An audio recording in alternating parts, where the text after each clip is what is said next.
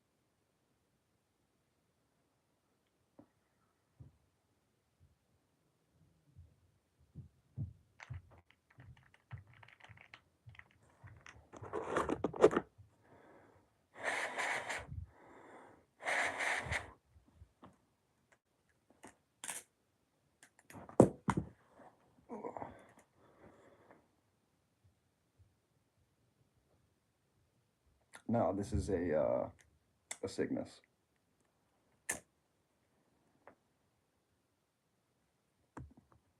Titanium.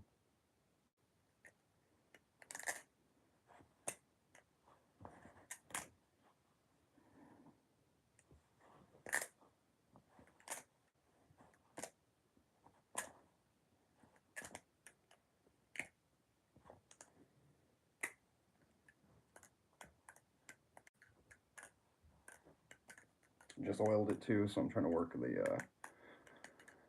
the oil in. Sheesh. Oh my gosh. Doesn't help when you got the oil in your hand.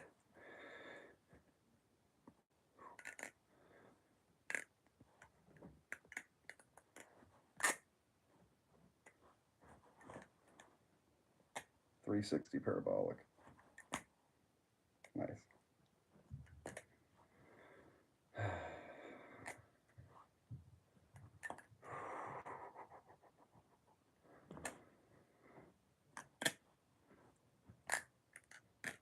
Oh, let me pick this up so I can see better what's up.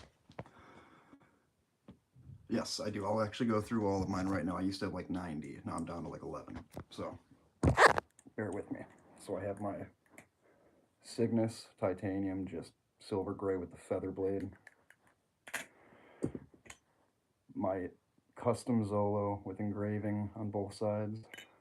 Damascus blade. It's hard to tell. It is Damascus though.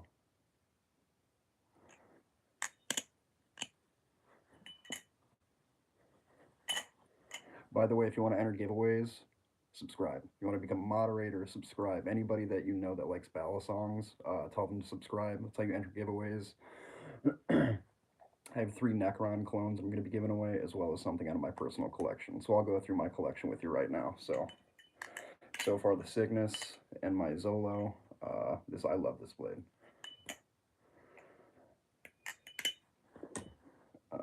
I have my one of one from Black Balisong.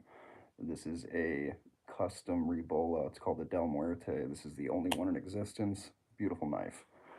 Same thing as the regular Rebola, which I also have. Only difference is the blade. Otherwise, same exact knife, slight variation in the tip. This is way heavier though too, so this is toxic anodization. I wish the lighting was better.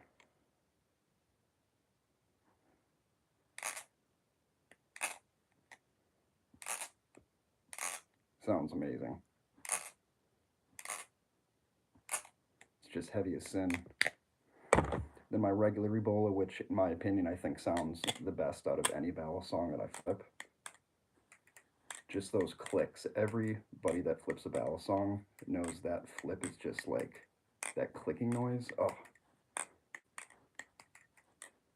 I love this Rebola, by the way. It's probably one of my favorites.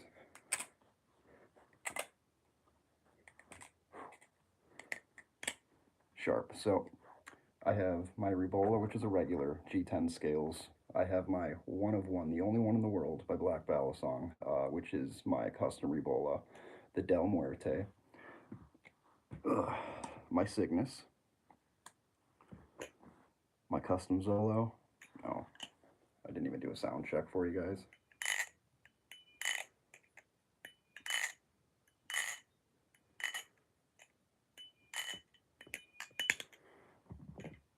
We have my Frankenforged Kukri blade.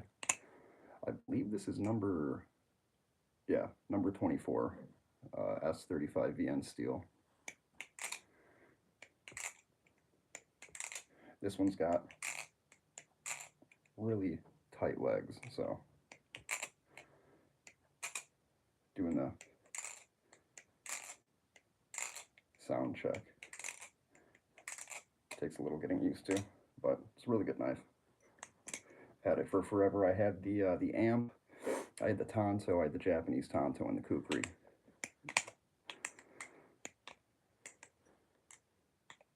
Good knife though. So that's 5. I have my Gaboon with the Tempest Fade, number 150. Beautiful knife. Do a sound check for you.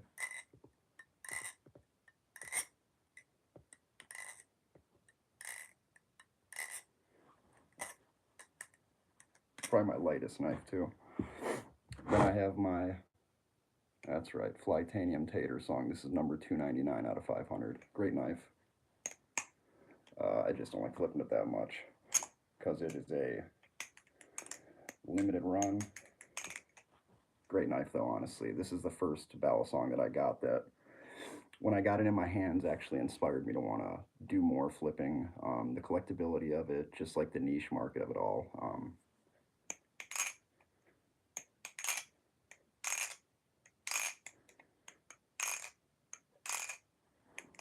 Sounds a little bit different just because it's on bushings, so flips a lot smoother. But it's got some nicks on it because I've had it for, I think, almost 5 years now, so 4 or 5 years, something like that. Then I have my TOA Hades, which is number, fuck, I'll just tell you, number 103 out of 200. It's probably hard to see, but it is right there, as well as the TOA. There you go. This thing needs to get new hardware.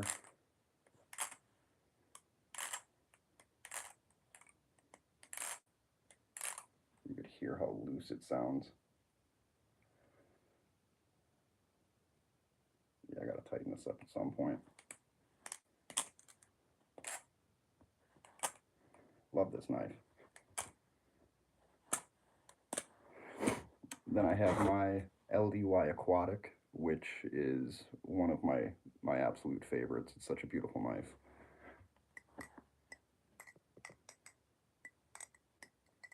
This is another one of those knives that I think has the perfect sound.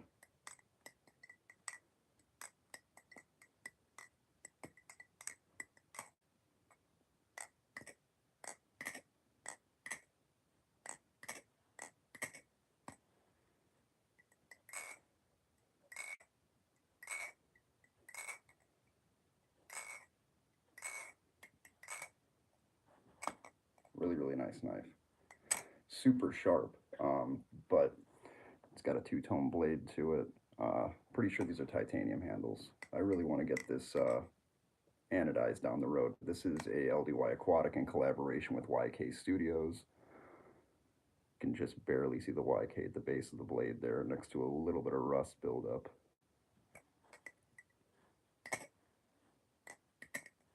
Really great knife. Okay, what else we got here?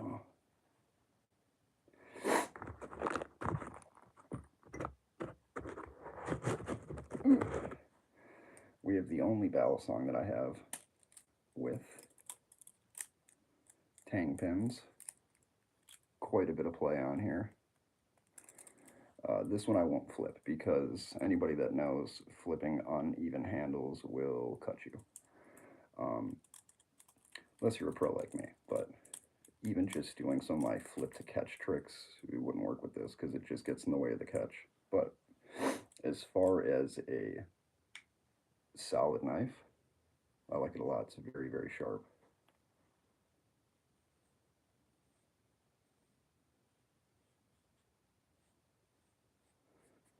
It'll cut a little bit of hair, but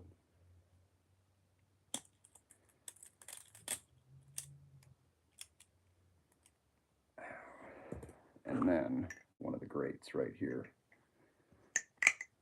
my Balisong. Love this knife. Another one that sounds incredible.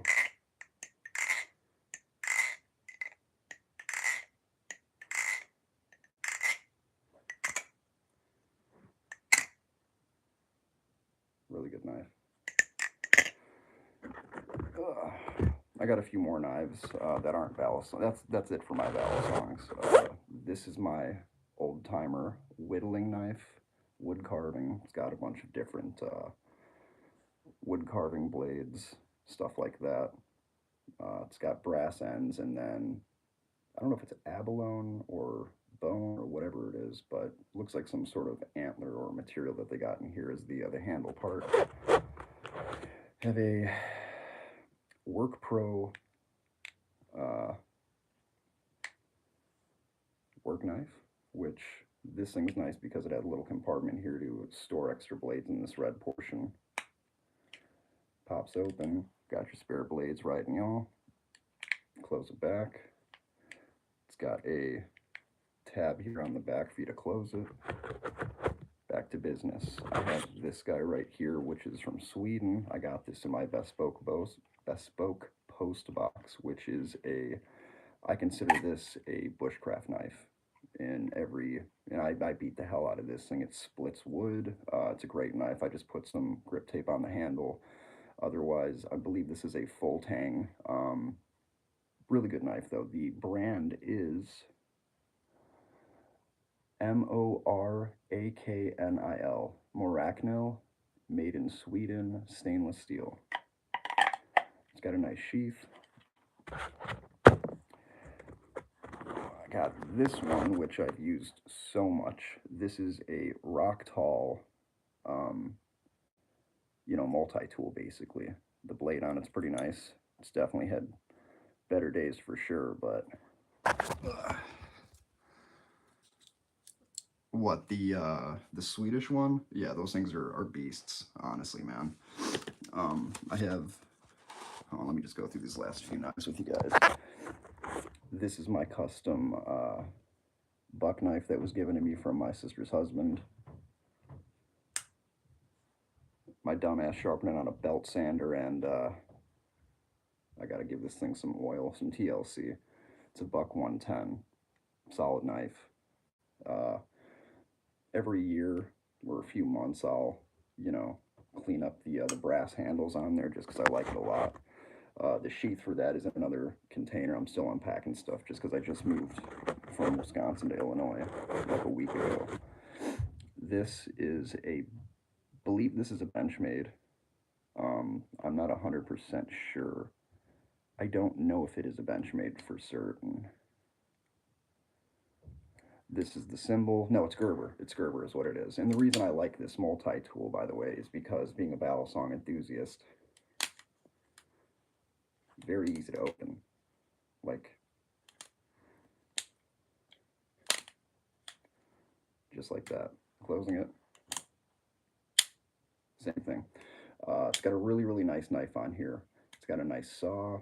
What I like the most about this, when I have a multi-tool and I have the serrations here, like most fishing knives have, oh my god, I cannot stand it. Cannot stand it. But this is a solid knife. You can purchase these at Walmart. This was a gift, and I love this knife a lot. Doesn't have any super crazy, bells and whistles or anything like that, but it's a solid knife.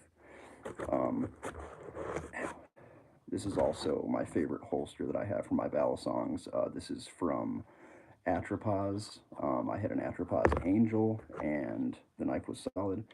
This is one of my first attempts at a custom knife. I got this probably the year my daughter was born. From Walmart, I think. It's a Ozark Trail little cheapy knife. I got wax on here from, I forgot what I was doing. I think I was getting wax off of something, but solid knife. But yeah, that's my collection right now. I might have actually, I think I have. Oh, I got this one too. My Civivi. I used to have some really nice Civivis. Not a huge fan of the shape of this blade, but it is a paper thin blade, so sharpening it is a breeze. Retains a really nice edge. It's a button release. You also have the little pin here on the blade. It's got a little groove here for your finger for cuts. It's very sharp, so I mean that's a plus to this whole thing anyways, but just wanted to make sure I wasn't sitting on any knives. But yeah, that's the extent as of right now for my collection, but I do plan to get some more in the future. Again, if you guys are subscribed, you enter knife giveaways. I used to have like 90 knives, but I don't have 90 knives now because I've done so many giveaways. Um, and those were knives out of my personal collection. Some were clones, some were authentics. Whatever I'm giving away, I'll always be 100% transparent with you guys. For instance, this giveaway that I'm doing when I get to 1,500 subscribers are going to be three, count them, three Benchmade Necrons. Now, mind you, that knife retails $1,200. These are clones. Just telling you that now. I will be getting them from onebalisong.com. Um, and the reason I'm picking them is because I've bought clones from them in the past, and they pass as, authentics with the quality. And they've gotten significantly better these past few years as far as like their clones go. I know some people are, kind of iffy about the whole clone scenario situation. I get it, I understand it, but not everybody can afford to have a $500 starter knife. If you want to get yourself a Marcolo Comet off of Amazon, by all means. Also great knives, great options for starters. They have aluminum, G10, quite a few options that are Nibalis, but Nibalis is also a pricey, starter knife. So if I were to recommend one, I'd recommend a clone. I would either go to AliExpress, Wish, one of those sites, or you can go to Slash to Gash. OneBalisong.com. You can go to Google and just look up Balisong clones, and you'll probably get a few different options. But the ones that I trust are OneBalisong.com. If you're going to use AliExpress, ask me. I will give you a good vendor. Um, I only used one vendor for the most part, and it was Paodin, Paodin, Splendy, Splendy store, then like 999 or something, or 888. But if you look up Paodin on maybe even Timu, but I wouldn't trust anything Timu knife related, Balisong wise at least. And if you do, you're gonna have tang pins because them things are gonna be cheap. That's a promise. However, again, it's really up to you, your preference, what kind of knife you want, what your budget is, if you're allowed to have them, what state or country you're in. Like right now, I'm in Illinois, so for these, I think they would be illegal. Not 100% sure, but again, I'm not like taking these outside and doing crazy things with them, taking them into the bank and stuff like that. You have eight, nice. Yeah, like I said, I was between like 75 and 90 at some point, and I had a lot of trainers, and I've those were some of the first ones to give away. Like, um, yeah, I had a lot. I was just looking at some of the videos, and that's another thing too. If you guys enjoy my content, feel free to go back, watch some of my old lives, tons of shorts you guys can look through. You can kind of watch the progress that I've made as I've gotten better at flipping, more confident in my ability to catch flips and stuff like that. New tricks, different techniques, new blades as I was getting them. So you guys get to see all the knives that I've had. So that's kind of cool too. Juan, what is up?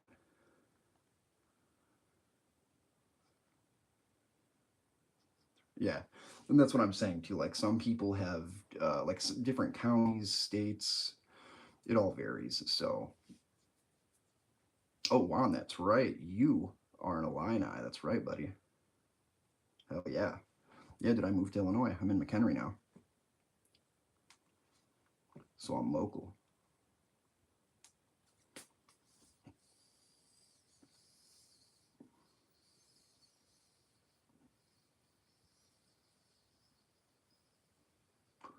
Looking for work, and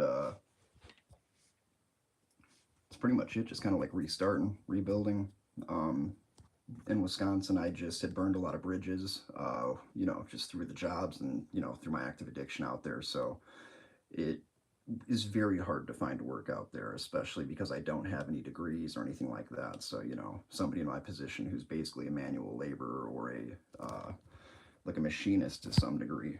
You've only got, I mean, where I was at least in Watertown, is where I was living for like almost 9 years. And it was a very small town. And, you know, you're only going to have so many places that you can go, or that you could work based on, what experience and expertise you have. So, but yeah, I mean, I've all my family lives here. I mean, my mom's side has some family in Wisconsin, but for the most part, all my family's out here. My older brother lives in Chicago. My little brother lives in Algonquin. My sister and her husband live in McHenry. Even before I moved out to Wisconsin, I lived in Roselle, Illinois, and before then, I lived in Fox River Grove. Um, I grew up basically in Schaumburg, and yeah, I mean, I've spent more time in Illinois than Wisconsin, but my parents are both from Milwaukee, so it's just cheaper out in Wisconsin. I mean, you could probably attest to this too, Juan. If you're a flatlander like me, you know better than anybody that Illinois is very expensive to live. Um, it's getting populated to the point of feeling like California, and the only reason I know that is because I've been in not LA traffic, but I've been in California traffic, and it is brutal to say the least. Yeah, but I mean, it's it's definitely weird having to acclimate again. Um, it could be a lot worse though, honestly. Like I'm very blessed to be in the position that I'm in, where I have people willing to support me and have my back. But at the end of the day, the ball's in my court, and it's really up to me to either make success happen or choose to fail, because nobody else is gonna walk down those paths of right and wrong except me at the end of the day. So,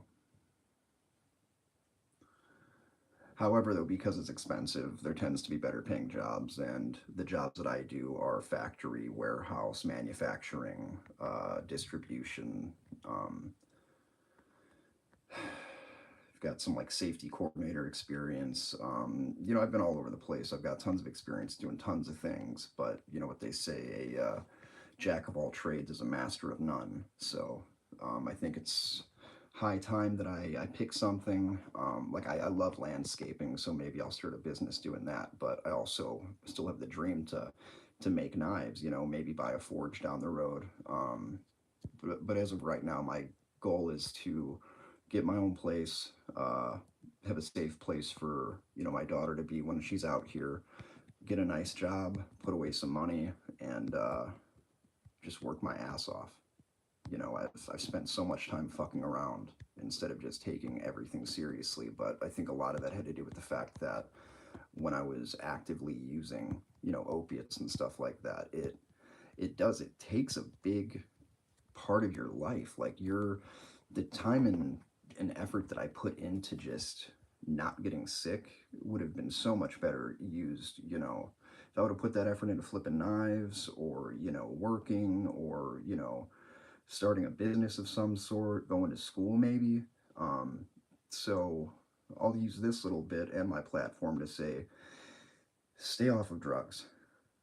If you want to smoke weed, that's fine. If you're in Illinois, you probably need to fucking, stay sane out here. But when it comes to opiates, don't take them unless they're prescribed to you, and even then, take what is prescribed. Never take more of any type of medication. It'll Because once your body and mind say, I like this, I'd love to live like this every day and feel like this every day, then you're going down a downward spiral. So, and those are the harder things. Um, you want to make sure that you're never dependent on a substance to make you smile. You should be able to have people do that and experiences. So, being out here is very nice because I don't even have temptation, you know. Even back home, I mean, if I was tempted, it's not like I was making enough money to support a habit like that in the first place, but still, there's a lot more able to be done for me out here and that I can accomplish with little to no help if need be. Um, and that's kind of how I hoped that it would be, but unfortunately, sometimes in life you got to ask for help, whether you want to or not. And that's one of the biggest steps, is realizing you can't do it on your own, and that's when you get help. So, like in this instance, it was a long time coming. There wasn't much for me out in Wisconsin besides my daughter. So, yeah,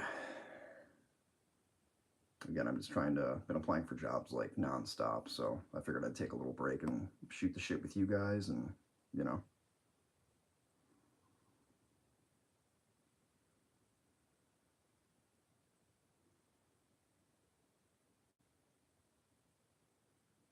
yeah, I mean, don't get me wrong, I still enjoy THC, but like, I don't, you never want to like rely on something. Like, I get some people need coffee to start their day, but like, that's what an addiction is, where like, you can't do anything without it. You know, like, you can't find happiness without that thing, you know, whether it's alcohol, you know, something.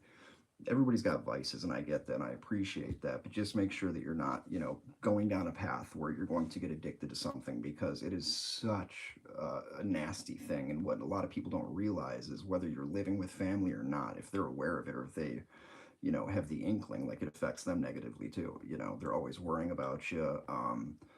You know, if they don't hear from you, they don't know if you're dead, and it sounds terrible and it's sad but true. But it would be a breath of fresh air and a sigh of relief for them to find out that you did pass, because of how much time they stress over that stuff, and, you know, just worrying about who you might, you know, hurt, or it's just so much stress. It really is. So that's always going to be my advice, is, you know, try and steer clear of the hard stuff. Moderation is key. Yeah. I mean, I get it though. Like, it's still, I enjoy THC. I enjoy, you know, a drink from now and, you know, time and time again, but it's not something that I want to be reliant on a daily basis to just go throughout my day. You know, I was like that up until I had my daughter. And when a person can make you feel like a drug, that's also dangerous too, because if that doesn't work out with that person, now you're like, oh, well, I better go back to drugs since I just lost my girlfriend or boyfriend. And yeah, I'm just trying to be a big brother to everybody. You know, whether you've gone through this, or you guys have family, friends that are going through it, like, I know it's hard to understand if you haven't been there before, but try and be understanding. Don't ever enable them, because addicts are shifty and very sneaky and cunning. Um, but yeah, I think it's a smart thing to just check on your people, make sure they're good, ask them about their mental health. As guys, we feel like we can't talk about this stuff, but that's something that I also want to do more promoting on, especially on this channel. I have friends that are going through it. I've gone through it. I still go through it. You know, every day can be a battle. You just don't know how much fight people have left in them. So that's why I try to be nice to people, try to be understanding. I sympathize with people going through addiction struggles and stuff like that. I'm always here for people if you ever want to reach out and talk. My Facebook is, you know, best way to contact me. I have a Facebook, Instagram, my YouTube channel. I have two Instagrams. I have Maztastic Flips, and then I have Maztech Knives. My name is Matt Maslowski. That's Maslowski. If you guys want, add me on Facebook, DM me. I will always open, respond, listen to your guys' stories if you want to talk to me about stuff. Just because not everybody's willing to do that, not everybody has that outlet. So I just wanted to check in with you guys. I do plan on going live a little bit later, just because I know kids are at school. They probably won't be getting out for another hour or something like that, depending on the time zone. But love you guys. We'll check back in with you a little bit later. Um, yeah, just, you know, stay easy, stay sharp, stay dangerous. You know, yeah, as always, man. We definitely got a link though, since we're like that now. You know, we're neighbors. Like, I could spit on a windy day and hit your front door. I'm sure of it. But yeah, like I said, I'll go live a little bit later, and give everybody an option to get home from school where it can just kind of relax before we jump into just doing this again, flipping knives for a little bit, talking about plans for the future for the channel, life updates, all that fun stuff. But I'll talk to you guys later. Take it